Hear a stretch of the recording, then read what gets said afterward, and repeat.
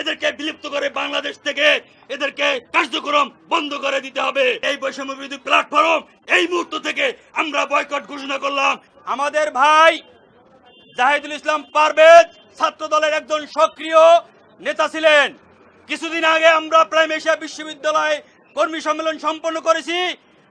পারভেজ নেতৃত্ব প্রত্যাশী ছিলেন। আমাদের কমিটি যে কোনো সময় ঘোষণা করা হবে। এই জাহিদুল ইসলাম পারভেজ একজন বিচক্ষণ মেধাবী ছাত্র নেতা ছিলেন, সম্ভাবনাময় ছাত্র নেতা ছিলেন।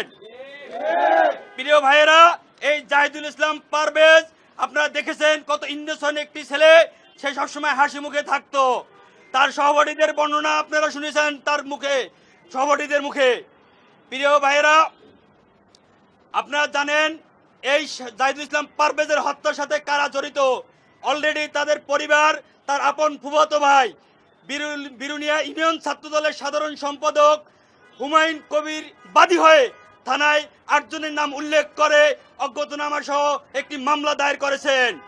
সেই 8 জনের ভিতরে ছাত্রলীগ এবং বৈষম্য বিরোধী ছাত্র নেতারা সেই মামলার আসামি, এবং তাদের ভিডিও ফুটেজ, ছবি সহ, প্রমাণ সহ পয়েন্ট পয়েন্ট আকারে আমি আপনাদের সামনে তুলে ধরবো। কারণ প্রকৃত আসামিরা এইভাবে একজন মেধাবী ছাত্র নেতাকে হত্যা করে যেন কোনোভাবে পার পেয়ে না যায়। আমাদের সহযোদ্ধা পারভেজ একজন ছাত্র দলের সক্রিয় কর্মী ছিলেন এবং সবসময় মিছিলের সামনে থাকতেন। আমার হাতে যে ছবিটি, এই ছবিতে হলুদ গেঞ্জি পরা এটাই পারভেজ, এবং যে মামলার বাদী মাইক হাতে তার ভাই হুমায়ুন কবির মিছিলে স্লোগান দিচ্ছেন। পারভেজের নিজের ফেসবুক আইডির স্ট্যাটাস, তার নিজের স্বীকারোক্তি, তিনি হাজার হাজার স্ট্যাটাসে তার ফেসবুক আইডিটি লক করার কারণে অনেক তথ্য সেখান থেকে নেওয়া সম্ভব হচ্ছে না। এটি পারভেজের নিজের, নবাব পারভেজ নামের আইডিটি পারভেজের নিজের আইডি। তিনি পোস্ট দিয়েছেন, তার কর্মসূচি পালনের একটি প্রমাণ স্বরূপ আপনাদের সামনে তুলে ধরলাম। এরকম অনেক ডকুমেন্ট আমার হাতে আছে। প্রিয় ভাইয়েরা, মামলার আসামি, 1 নম্বর আসামি মেহরাজ ইসলাম, তার গার্লফ্রেন্ড নিয়ে বিশ্ববিদ্যালয়ে আড্ডা দেওয়ার জন্য তিনি এসেছিলেন। তাদের ভিতরে 2-1 জন ছিলেন বনানী বিদ্যানিকেতনের সাবেক শিক্ষার্থী এবং স্কলার ইউনিভার্সিটির শিক্ষার্থী। পারভেজ তার বন্ধুদের সাথে হাসাহাসির এক পর্যায়ে তারা পারভেজকে আগের থেকেই পরিকল্পিতভাবে টার্গেট করে পারভেজকে বিনা উস্কানিতে কোনো কারণ ছাড়া কেন হাসছে সেই কারণের জন্য তার উপর হামলা চালায়। বিশ্ববিদ্যালয় কর্তৃপক্ষ বিষয়টিকে মীমাংসী করে দিলেও সে সেখানে প্রক্টরের সামনে হুমকি দেয় 10-12টা লাশ পড়ে যাবে, তবুও আমি এই মীমাংসা মানি না। এবং তার যে গ্যাং বাহিনীকে সে খবর দেয়, এই গ্যাং বাহিনীর নাম বেনসন গ্যাং, আমার কাছে প্রমাণ আছে। এই বেনসন গ্যাংয়ের সদস্য কারা? ভাইরা, বৈষম্য বিরোধী ছাত্র আন্দোলনের 2 জন বান্ডেল থাকলে প্রতি সেনমানিতে টাকা বাঁচবে। বিকাশ সেনমানি বান্ডেল কিনে জিতুন প্রতি লেনদেনে। 2 জনের নাম আমরা আসামি হিসেবে উল্লেখ করেছি এবং তাদের ভিডিও ফুটেজ ছবি আপনাদেরকে এখন দিচ্ছি। সেই নাসিম হুসাইন, ভিডিও ফুটেজে আপনারা নাসিম হুসাইনকে দেখেছেন, তিনি ছাত্রলীগের সাধারণ সম্পাদক। এই নাসিম হুসাইন,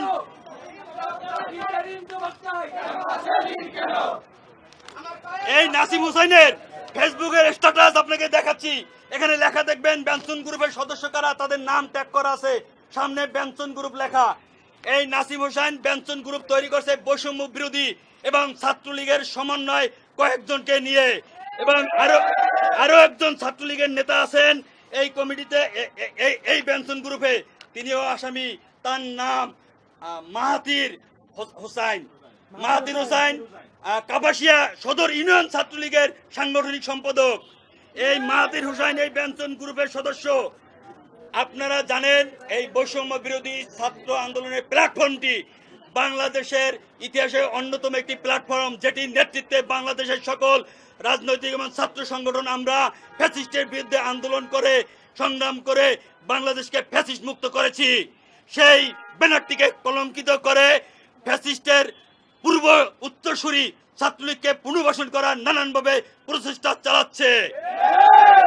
এই বৈষম্যবিরোধী আন্দোলনের নেতৃত্বে যারা আছেন আপনারা জানেন, তারা অলরেডি রাজনৈতিক উচ্চ বিলাসিতার জন্য একটি রাজনৈতিক দল করে তারা নানানভাবে ক্যাম্পাসের ছাত্র রাজনীতির নিয়ন্ত্রণ নেওয়ার জন্য বিভিন্ন ক্যাম্পাসে ছাত্রলীগকে পুনর্বাসন করে বৈষম্য কমিটিতে ঢুকে তাদেরকে নিয়ে এইভাবে বাঞ্ছন গ্রুপের মতো নানান ধরনের গ্যাং গ্রুপ তৈরি করে সাধারণ শিক্ষার্থীদেরকে ক্যাম্পাসে ত্রাসের রাজত্ব কায়েম করতেছে।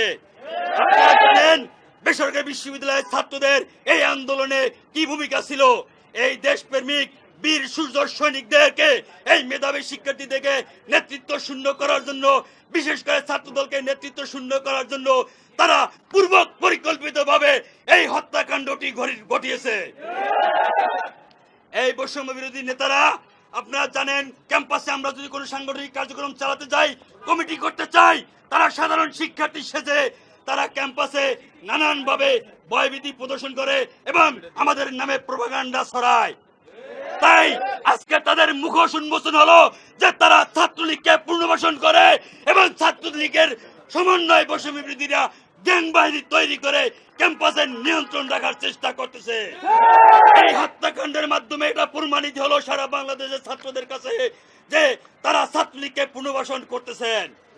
প্রিয় নেতৃবৃন্দ, আপনারা জানেন প্রাইম এশিয়া বিশ্ববিদ্যালয়ে যে ঘটনাটি ঘটেছে, আমরা ছাত্রদল সর্বোচ্চ ধৈর্যের সাথে আইনের প্রতি শ্রদ্ধা রেখে আজ পর্যন্ত আমাদের ছাত্র দলের কোন ছেলে পেলে কোথায় উচ্ছৃঙ্খলা বিশৃঙ্খলা করেনি।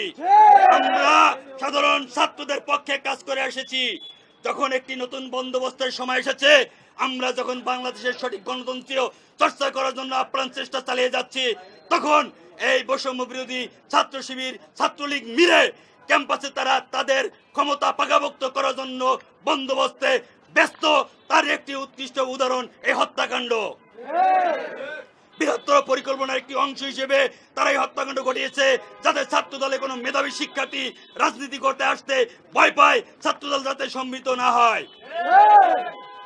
প্রিয় ভাইয়েরা, আমি আপনাদের মাধ্যমে এই বৈষম্য বিরোধী ছাত্র সংগঠন বিলুপ্ত ঘোষণা করছি এবং বিলুপ্ত বয়কট ঘোষণা করছি। তাদেরকে বিলুপ্ত করে দিতে হবে। এখন এই ঘটনার মাধ্যমেই এদেরকে বিলুপ্ত করে বাংলাদেশ থেকে এদেরকে কার্যক্রম বন্ধ করে দিতে হবে। এই সংগঠনের নেতৃত্বে যারা ছিলেন তারা যেহেতু রাজনৈতিক দল করে ফেলেছেন, তাই এই এই এই প্ল্যাটফর্মের আর কোনো প্রয়োজন আছে বলে আমি মনে করি না। তাই এই বৈষম্য বিরোধী প্ল্যাটফর্ম এই মুহূর্ত থেকে আমরা বয়কট ঘোষণা করলাম এবং বিলুপ্ত দাবি জানাচ্ছি বর্তমান এই সরকারের কাছে।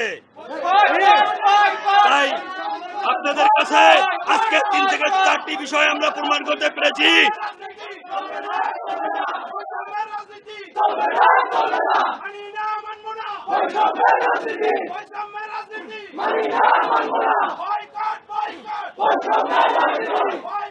Bye.